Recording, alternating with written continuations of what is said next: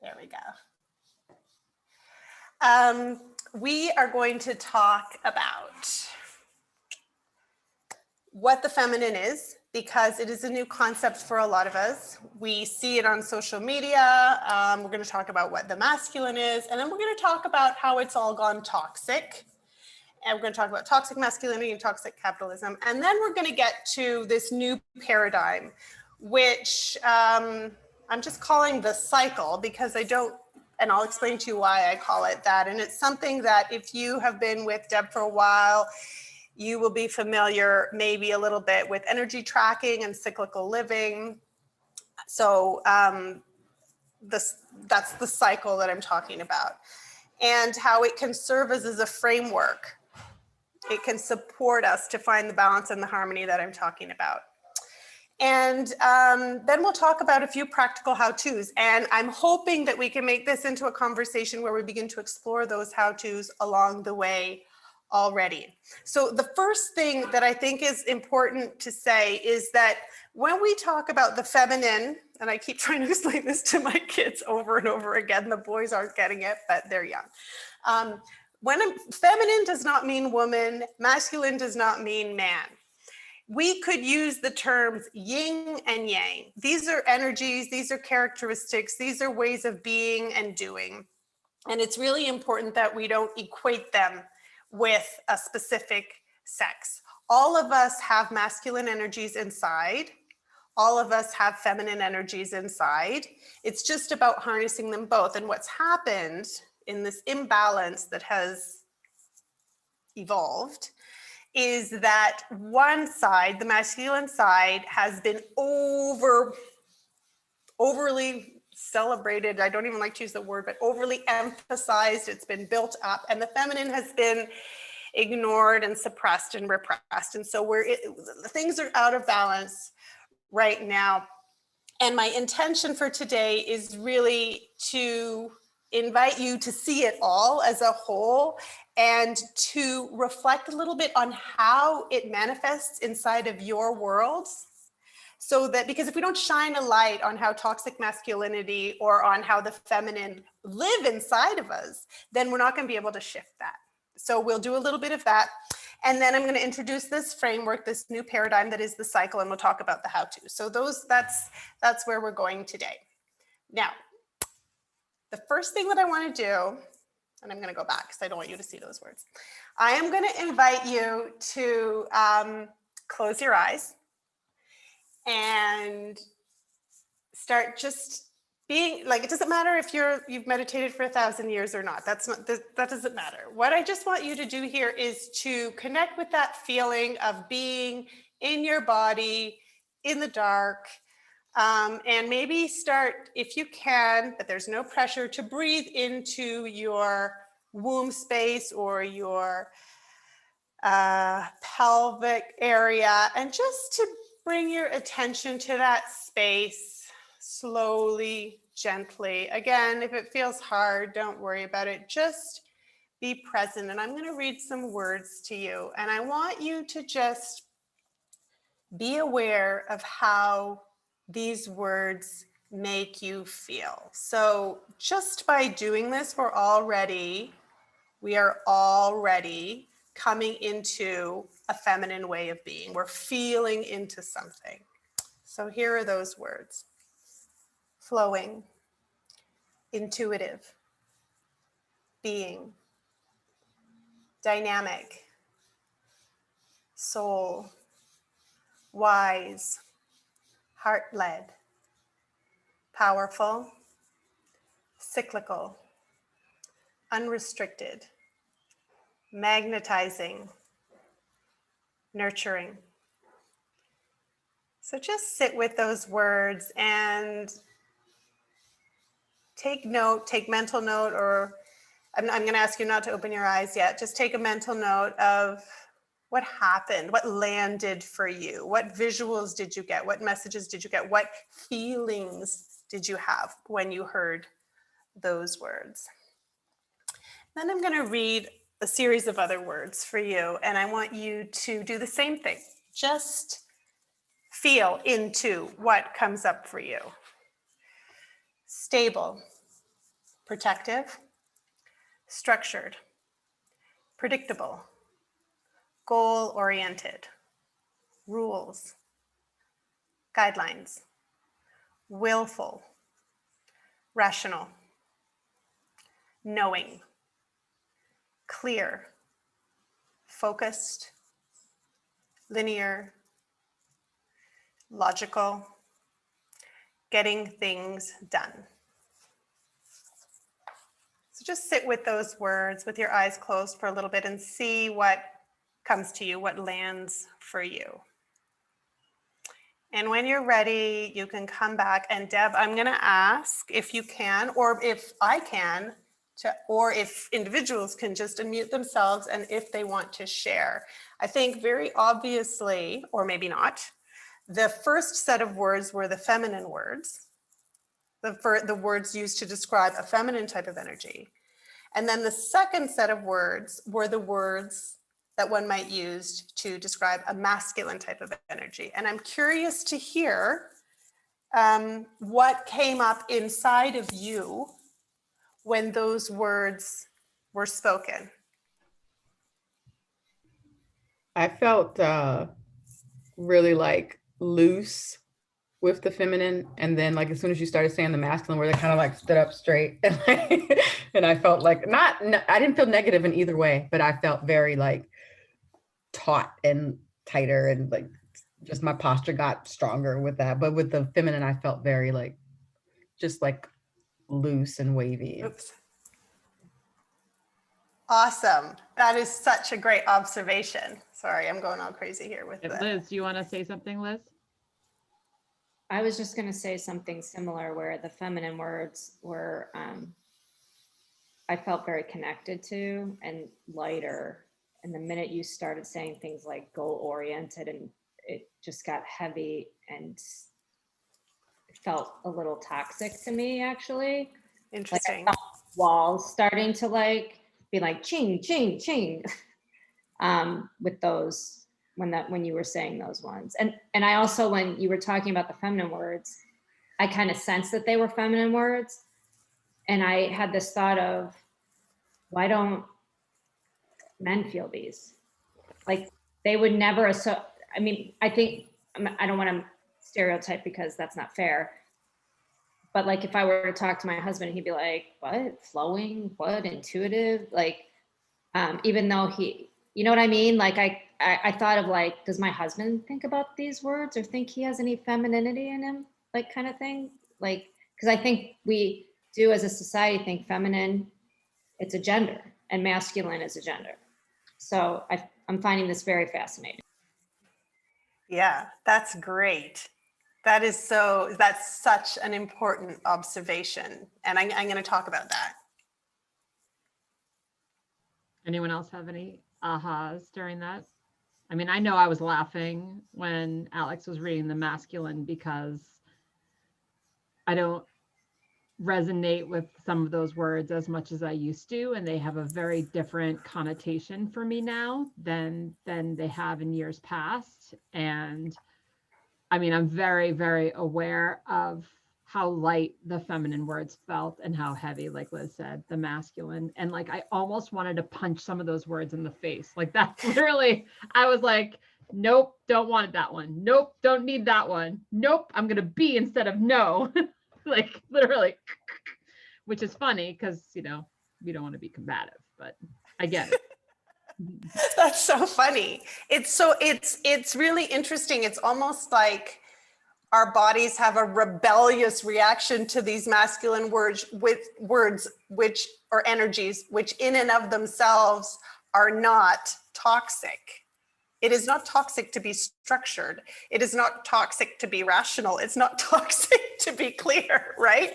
But there's somehow we've associated them with that, or we've experienced them in that way. And I'll talk about that in a second. But before I do, I wanted to say that I was preparing this presentation and I kind of hummed and hawed because Deb said, do less, right? And I said, okay, well then maybe I don't have to do a presentation. And then I reflected and I thought, okay, Alex, you know yourself. You don't have a structure. You're gonna go all over the place, right? Like flowy. Sure, it'll be dynamic. It'll be cyclical, it'll be like coming all over the place. Maybe it'll be powerful, but it'll be unrestricted, right? So I thought, no, you know what? I didn't say this to myself, but after the fact, I'm going to harness the masculine that I can, and I'm going to bring them together. And so what did I do? I created a PowerPoint and a PowerPoint presentation, which allowed me to get some structure, get some order, make sure that I was reaching my goals. I was presenting things in a clear and linear way. And, then when I sat down to fill in the blanks, I just let it rip. The intuition came, because what I'm talking about today has been part of my personal experience, and it just flowed. Is that word flow in there? Flowing. It just flowed for me. So this is a perfect example of how in our businesses and in our day-to-day, we can harness both of these energies. They can dance together in a way that really works for us. Okay, so I just wanted to share that with you. And then I want to talk about the toxic piece, because I think our reactions to some of these words are about our experiences within a patriarchy that in many ways is toxic, and a capitalist system that is also in many ways toxic. And as business owners, it's really important, I think, that we recognize that we are, part of this larger system. So let's talk about toxic masculinity. Okay, actually, first, I want to talk about the rise of the patriarchy. I'm not going to go into this. I could, but I'm not going to go into it. So it's important that we understand that we're in a point of time where I believe things are shifting. And historians believe different things, that the patriarchy, so we might assume, because we've lived in this cultural soup for a really long time, that it's always been this way. And maybe to a certain degree, and in certain places it has. However, herstorians, female historians, many, are finding that the patriarchy was born with the establishment of the settlement of agriculture, more hierarchical social structures, the eradication of more pagan-based belief systems, and the establishment of Judeo-Christianity. And I'm not saying that because I actually believe that Jesus was I'm not a religious person, but I actually believe that Jesus was a feminist, and Mary Magdalene played a much more important role in that, but that there was a hierarchy there that didn't want for that to happen. But that's a whole other ballgame. We're not going to go there. But that the establishment of a patriarchal Judeo-Christian Christianity or religious systems within Europe, and the Crusades, had a lot to do with the disenfranchisement of women who held significant and important roles in communities as healers and as midwives and as leaders. And then there was the colonization of the new lands, right? And the colonization of their peoples and the enslavement of peoples. And all of this when kind of mind and body were separated philosophically, and humans and earth were separated philosophically. And all of that happened. The worship of female deities and the goddesses, all of that was eradicated. And some historians actually claim that 9 million women were burned, tortured, executed over the course of a very short period of time during the kind of witch trials and the Crusades in Europe, and then subsequently in North America. And and you can read about that here, right? Like, if you want to get really pissed off, read this book, Burning Woman. It's really good. It's by Lucy Pierce. We can put it in the email if you want. I can send you the link, Deb, later. But it's really important because, our children maybe they're learning this in the curriculum. I'm not sure, but I don't think they are. I never learned about this. And I think that for half of the population on the planet not to know about this story is wrong, very wrong. So There is a lot out there on this, and I think it's important for us to understand it if we are really interested in bringing the feminine to the fore. And then, of course, I believe, and there are many others that believe, that this genocide and what came subsequent to that has left the female population on the planet highly traumatized. And there's even a term for it, patriarchy stress disorder, by Valerie Rain. If you haven't read this one, it's also a really important read, because she believes that we have been socialized basically to survive in a system which requires for us to be small as women, because otherwise we would have been, chastised or annihilated, or, so I'm not going to go any more into that, but I think it's really important that we know that there's a history to this, and this hasn't always existed, and that the patriarchy itself does feed toxic energies and behaviors. And I'm going to talk about those right now. And as I go through them, I want you to think about how they live inside of you. Because even though we're progressive women, business owners, leaders in our homes, leaders in our communities, however you want to define leadership, you probably will resonate with some of these. So here we go. Extreme self-reliance. Who has a problem asking for help? Like, it's valued to be completely self-reliable, and not to be completely self-reliable, we look at ourselves as failures. The shame and disassociation and avoidance of emotional expression, right? Don't cry. And especially for women, don't be angry. Like, how many years of therapy if I need to go through in order to be able to express my anger in a healthy way, right? Keep smiling. Your face is going to, what is that expression? Your face is going to turn like that. If when you're angry, you have a pissed off face. My mom used to say your face would freeze like that. Yeah, exactly. We always have to be smiling as little girls. And then men aren't allowed to cry. Boys aren't allowed to cry, right? So that real complete disassociation with what you're actually feeling. And then a third trait is this extreme aspiration for physical, sexual, and intellectual domination, like domination as opposed to cooperation in these realms, right? We have seen that, in many echelons of decision-making, power, authority. The devaluation of women's opinions, bodies, and sense of self. We, just as much as men, do that. We look in the mirror and we complain. Our bodies are supposed to look a certain way. So, and then finally, condemning anything that's feminine-ish with another man. So the source of homophobia, or, like exactly what, Liz was saying about, does her husband think about these things? He was probably taught very early on not to, right? So all of these, like I said, they live inside of us. And I just wanted you to take a moment, and we've kind of gone through it, and talk about like how these live inside of us. Like I think, like I said, we need to shine a light on the self-talk that goes on that feeds into this. And then let's talk a little bit about toxic capitalism, because, well, we're part of a bigger system. And as these businesses, however small they are, the change that we can see is the change that we can offer in and around ourselves. So what is toxic capitalism? So toxic capitalism is, simply put, a type of capitalism that puts profits before people. And when I say people, I'm including the planet, because I believe that humans are part of the planet, and that we can't be separated from that. But toxic capitalism is profits before people.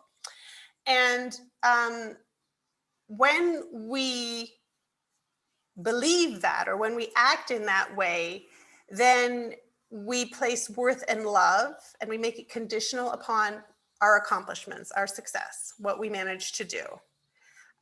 We also make working hard something of great value, and uncomfortable or discomfort, which again speaks to the disassociation from the body. It's celebrated to work so hard, to be so stressed, to be so busy, and looking down on people who do less. They're lazy, right? They're lazy. They just, they're never going to make it in life. They're a failure. Equating money with success. Think about it. If you think of the word success, what do you think about immediately? The big house, the nice car, the kids in the private school. You don't think about like someone who's just living an average life, totally happy and joyful and healthy. Like that's not our definition. And then another thing that I have started to think a lot about lately, and Deb and I were introduced to this concept in our incubator, was this idea that relationships are transactional versus relational. That there's a utility to a relationship as opposed to like just an empathetic and compassionate link there. And I think that is really important as business owners for us to think about. And I want to invite you to take a moment to think about, again, how this lives inside of you, inside of the way you talk to yourself, inside of the way you relate to your work, in the way that you build your business, in the way that you engage with your clients, in the way that you parent your children. That was like painful for me to think about whether I am teaching my children that they're more worthy because they get better grades, for instance, and just in general in the way you live your life. Because the point is that this isn't working. I mean, in addition to the environmental catastrophe that we've got going on here, there's also the health issues related to overwork and overstress, right? Does anybody have anything that they'd like to share about how they see toxic masculinity or toxic capitalism living inside of them right now, or that they're observing around them? So what I'm thinking about is, this was more my world in my 30s and maybe part of my 40s when I worked in corporate America. I've slowly backed out of this over the years. I'm in my early 50s now, where I don't associate myself with a lot of these, but I do see some of them still there that I'm working to let go of.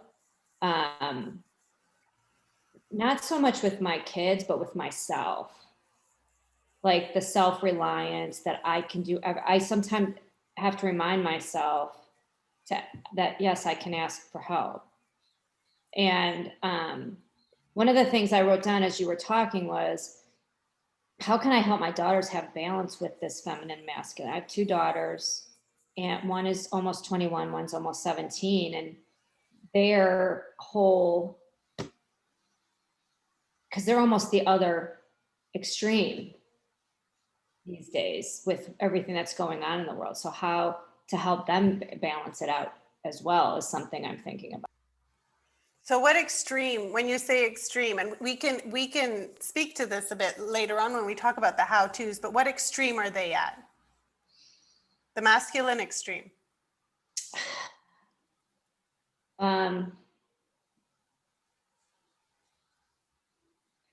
More, not so much the masculine, but more like feminine and masculine sucks. Oh, that's interesting. Yeah. Okay. But it's more gender based. They're not not necessarily seeing it as both can live harmoniously in us. Mm-hmm. That because we're not taught. They're still not taught any of this.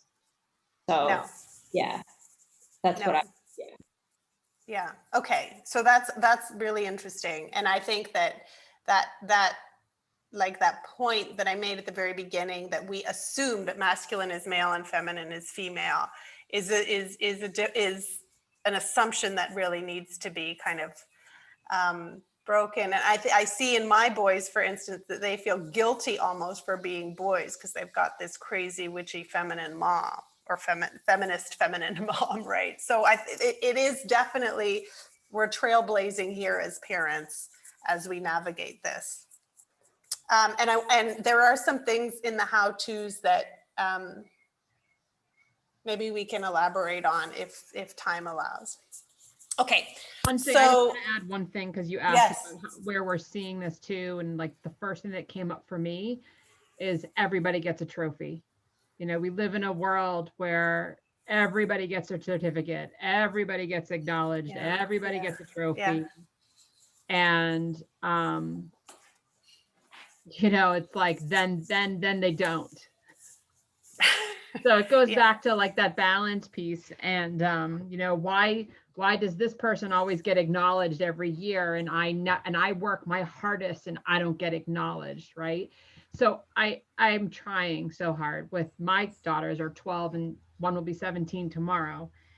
And what I've learned this year, and Liz, we will continue to talk about this for sure, is the self-love. Like I don't need a trophy to know that I did a really good job because I know that I did my best, right? So it's like, but this world that we live in, my generation, our generation, I feel like it's my role, my responsibility now to give my girls and have the conversations, talk about their period, talk about the cycle, talk about that some weeks they're going to be more creative than others, right?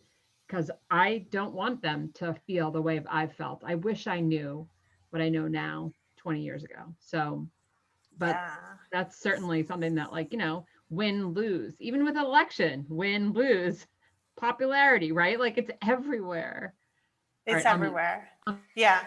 No, but what's interesting about what you're saying, Deb, is that they're doing their best. They're doing a great job. Like even though you're celebrating doing. You're getting a trophy, not only for just doing and participating. You're getting a trophy for being the very best in competition with everybody else. You're not celebrated for the effort made or for the cooperation, and you will definitely not be celebrated for taking a break or making the choice of not doing it because it's not in alignment with your intuition. That is not going to happen, right? So it's even more radical. Do you want to say something? I wrote it in the comments. Okay. That's Oh, it right there. I mean, I think we all feel that. Like now, it's like you don't have to stay up till midnight. Like just go to bed and be okay with that, right? So. Yeah. I can't. My mouse has stopped working, so I can't actually see the chat. But I'll have a look in a second. Yeah. Okay. Yes. So I love that we're able to see all of how this manifests. Soon you're going to watch movies. You're going to be like masculine energy, feminine energy. It will take over your life. It's really funny. And it will drive your family crazy, but never mind. So I'm just going to say it again. This new paradigm that I'm going to talk about, it's not about replacing the masculine with the feminine. It's not about associating men with masculine and women with feminine and each taking on their roles, right? It's not about that. It's not even about blaming the patriarchy and toxic masculinity on men, right? It's about recognizing this is a system and that we've all been brainwashed within this cultural soup, and that I believe that men, boys, especially young boys, suffer more than girls. They're not even allowed to feel. Can you imagine what a straitjacket that is? Like that, it's just so paining. So it's about, what we're going for here is balance and harmony and connecting to and growing the feminine energies inside and around us that have been silenced and repressed for such a long time, while simultaneously, because we can't do it without also detoxifying the toxic masculinity. And it's about finding a balance and that complementary dance between these two energies. And I'm going to share with you now this framework that Deb is totally familiar with because I nicked it out of Kate Northrup's Do Less Planner. I've actually hired a graphic designer to make a beautiful cycle image, but it's not there yet. So here, I think everyone on this call, except for Catherine, but that's because Catherine's brewing a baby. I think all of us are in Origin now. I think every single one of us here. So we get it. Oh, cool. So you know, so you will be familiar with this. Oh, that's so funny. That's awesome. I think Catherine has the planner. I just don't think, I think she's growing a baby is enough for her this year. I think growing a baby is a very honorable and occupying job. Yes. And but she can, like, it's also part of this beautiful cycle, right? She's growing something. So, and I can refer to her as like, like part of this whole thing. Is there anything better than egg wisdom for? Exactly. She's like an example of this. Yeah. So I'm gonna walk you through this, and there are 4 phases of the cycle. I'll do it quickly since you're all in Origin, and I'm guessing that you're pretty familiar.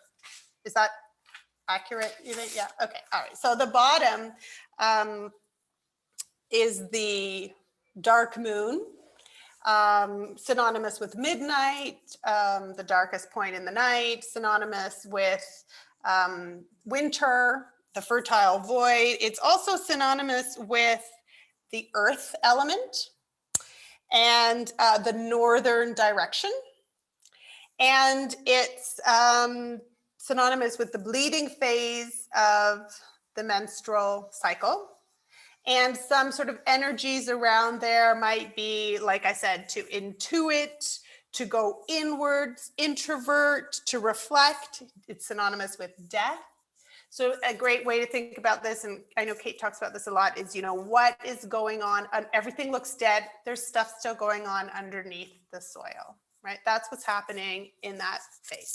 Second phase, if we move over to our left, is springtime, the emergence, the waxing moon, our follicular stage. This is when you plant, right? This is when ideas come to you. This is synonymous with the mind or with work. It's synonymous with the air element, and it's synonymous with east, which is where the sun rises.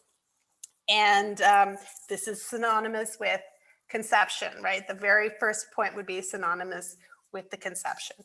And so this is a great time to give birth to things, to wake things up, to initiate, to begin, to start learning, to feel inspired.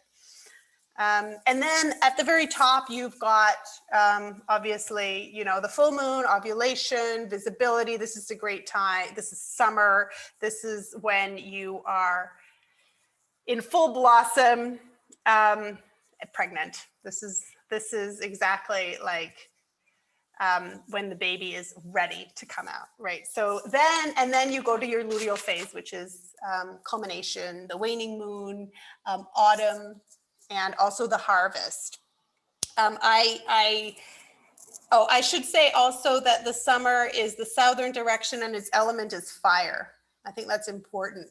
Like if you think of the energy of fire, right? And then finally, you've got the energy of water, which flows and which releases and which cleanses. And that happens, you know, in that part of the cycle. So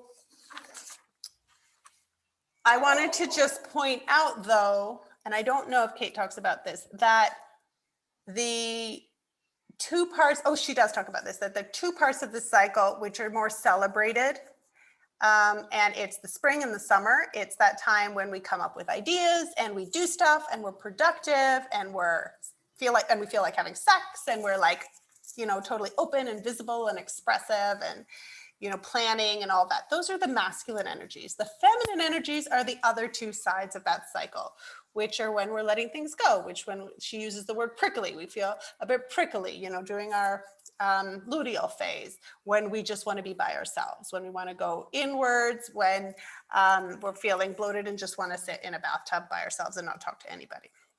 So those are the feminine energies that are not particularly celebrated. And I also wanted to highlight that in the first, I noticed I made this mistake. In the first slide, I call it the cycle of life. But this isn't just the cycle of life. This is the cycle of life, and it's also the cycle of death. It's the cycle of day and the cycle of night. It's the cycle of creation and it's the cycle of destruction. And I think that a lot of the time as business owners, because we focus on that masculine, and it's not malevolent, you know, we do it because we've been in this cultural soup. We forget about the importance of culmination, and we forget the importance of closing things out, and we forget the importance of those feminine energies of resting, right? Of letting letting the intuitive land inside of us, of feeling into things, of listening to our gut. And so, in the interest of doing that, I would like to do a short meditation with everybody called the Heart-Mind Coherence Meditation. And this, Deb, you might remember this because we do this when we lead into the healing journey, or when we start the healing journey.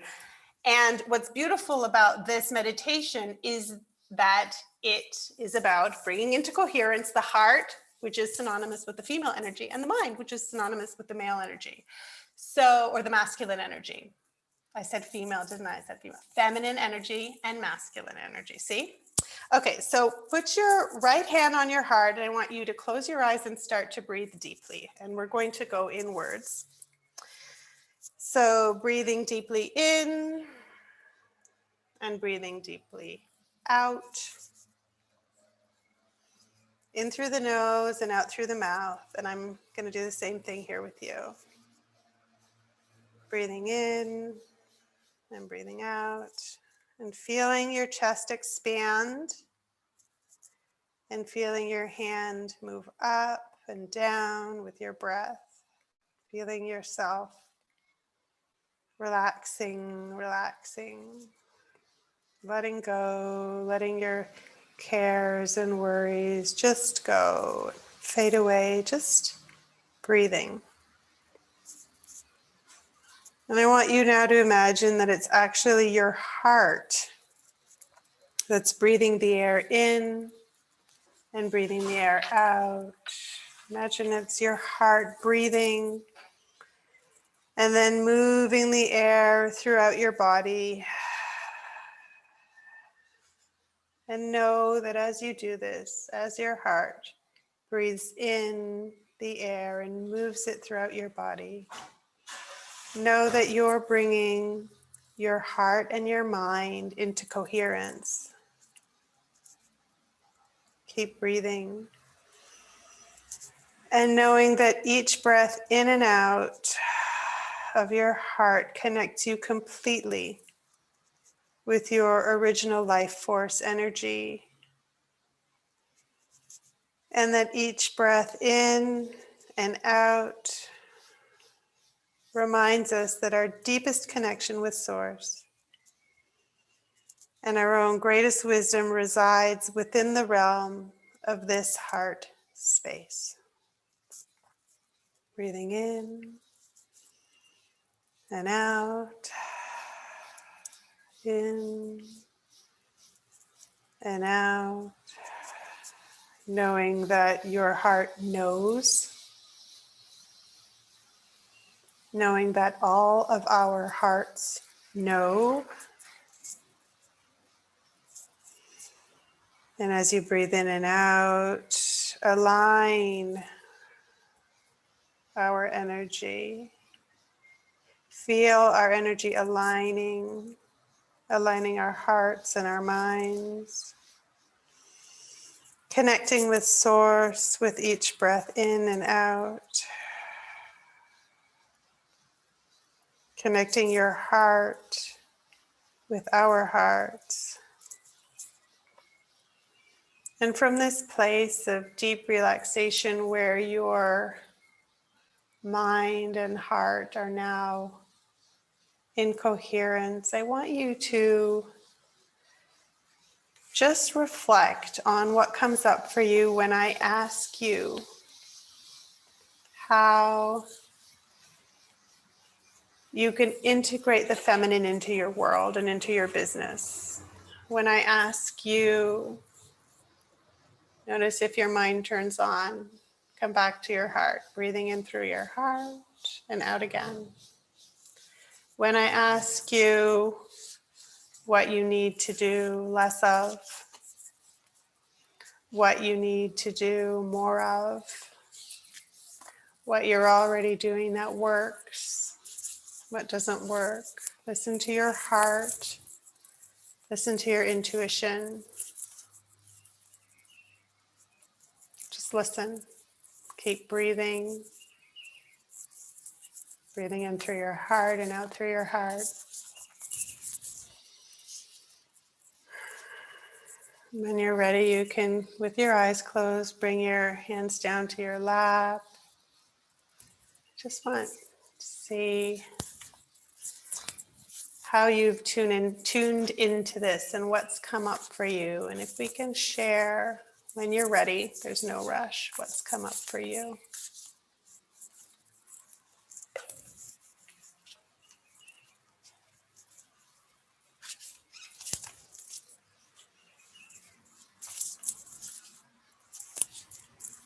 You can unmute yourself when you're ready and just share what came up for you. I'll tell you what came up for me, boundaries. Okay. Oh, great. As I'm going into my meditation, my husband comes down on his phone call. My daughter calls me on my phone. And I'm in this lovely space and you're asking these lovely questions. And I'm like, so that's where my space went to, was boundaries. Yeah. It's like messages from the universe coming in person. There's so much you can do there. Oh my God, I was like, I know, because I was you. Like, there's a lot you can do there, Liz. That's awesome. What a beautiful message. Does anybody else have anything else they'd like to share on what came up for them?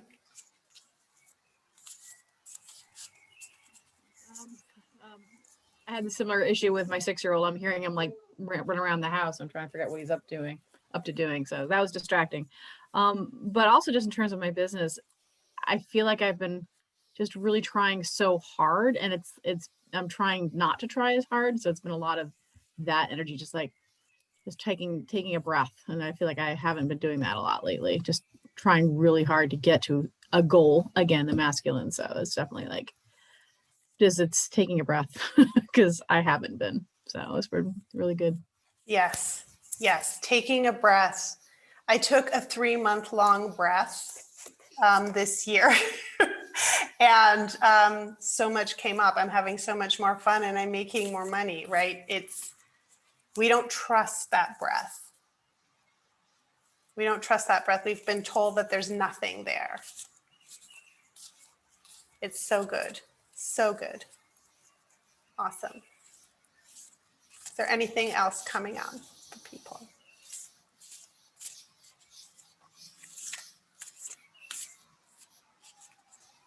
Okay. Khadija, So did you share? go ahead. I thought Khadija unmuted, but No, I don't have anything. come good. on. No. Anybody? Sherry, Catherine? I will say, so I'm sorry, you can't see me. Hold on a second. I would say, I didn't say anything because I was trying to figure it out and I was like, whatever, I can't put it into words. But just this, I've been working on this idea of like how to I guess the word is let go, but it's more like to be detached from the outcome, right? Like not needing it to be a certain way, just knowing that I have my message, I want to help people, but it's not really up to me how I help them, right? Like how they receive it or whatever. Is that the right word? But so that's what came up for me, was like, how can I lean more into that truth without driving myself crazy on the other side of that, Because I know how I want to feel, but I just can't get there so far. So Yeah, that's awesome. That is so beautiful. It's like, I don't know, tell me if I've got it right, but like what I heard was that you're here for a reason. The how isn't quite as important. like how they hear it isn't as important. It's just you're kind of like a vessel for this purpose, and to just let it flow without the worry. Does that, Yes, am I getting exactly. that? Yeah. Okay. But Yeah. I don't have, like, I know that's what it is and that's where I want to be, but I'm not there yet. So but I know where I'm trying to be there. So when you ask, like, what can you let go of? What can you bring in? It was all part of that. Yeah. Okay. But okay, so you don't know the hows, but you know what you're going for here. Mhm. Awesome. That's so beautiful. Okay, so I have lots of ideas, and I didn't know you were all in Origin, but some of this is, has been inspired by working with Kate. So here we go. So body first. My experience with body first has been that, it's not about getting the workout done and taking it off the list, or going for the run and making sure that you beat your yesterday's record, right? It's about being in your body, slowing it down, and really, making that a priority. My mother used to say, your body is your temple. And I was like, what? Of course, because she was my mother. But, if you consider, we come from a society where we consider self-care something we reward ourselves with, but it's actually, like, if you think about it, and especially as a business owner, your mind, body, and spirit triad is your most important asset and resource, right? And so it is your soul's temple. And Khadija, if you are on a mission and your soul is like, this is your mission, then caring for your mind, body, and spirit will have the highest return on investment. This is true for everybody, So that's what I mean when I talk about body first. And then energy tracking, honoring the energy throughout your day, throughout your week, throughout your menstrual cycle. And I know that you guys are probably familiar with this, but tune in to when you're most intuitive, to when you're most productive, to when you're most tired, to when you're most expressive, to when you're most curious, reflective, energetic, and harness these energies. I love this thing that Kate said, that asking a woman to produce something big in her in her bleeding phase is equivalent to asking a man who has the 24-hour testosterone cycle to push out a project at 2 a.m. in the morning. It's synonymous. So to really be in touch with where you're at with that. Following the moon, the cyclical living piece, right? The seasons. And this is really, I think, important as a business owner too, because we our audience also follows seasons, and they might be more prone and open to having a conversation during a particular time than not, right? I mean, I work with a lot of moms, so there are very clear seasons there.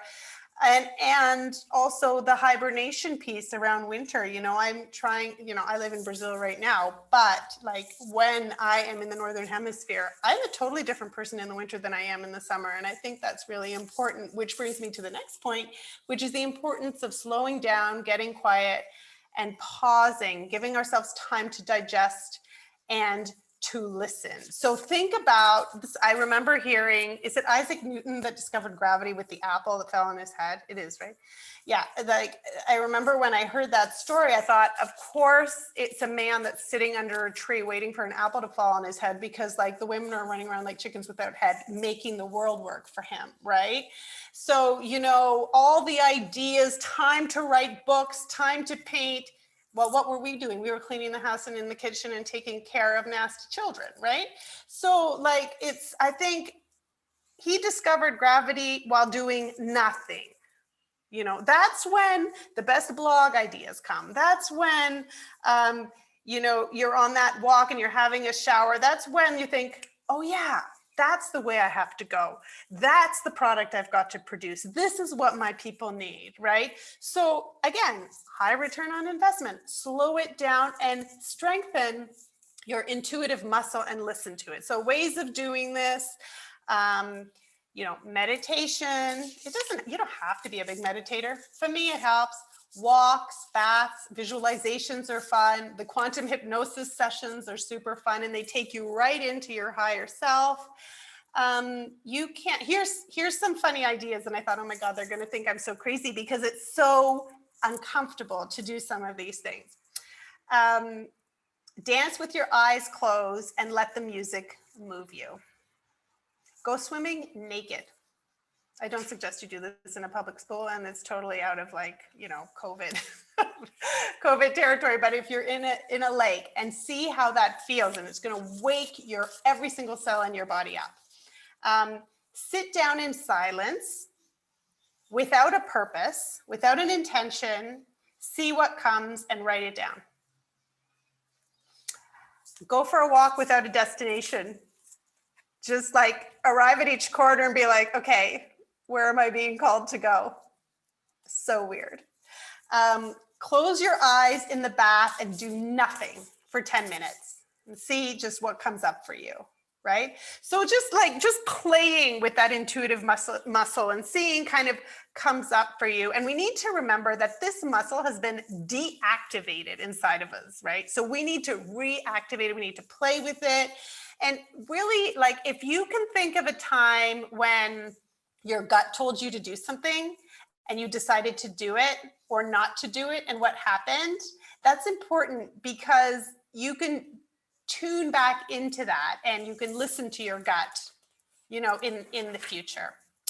What else do I have here? Staying relational in the way you do business. Remember, you know, I am like the most people, like I'm the most people person. I was saying to Deb, I don't know how to do a hard sell. You have to teach me how to do a hard sell. But but even when you have an online business, you can write an email and it can be received as transactional. There's a human on the other end. It's really important that we be relational in everything right now to counterbalance the toxic capitalism that's going on. And then it's just, you know, this heightened awareness and healing, right? That that I'm inviting you to do, to just listen to what goes on inside of you in terms of the self-talk and that.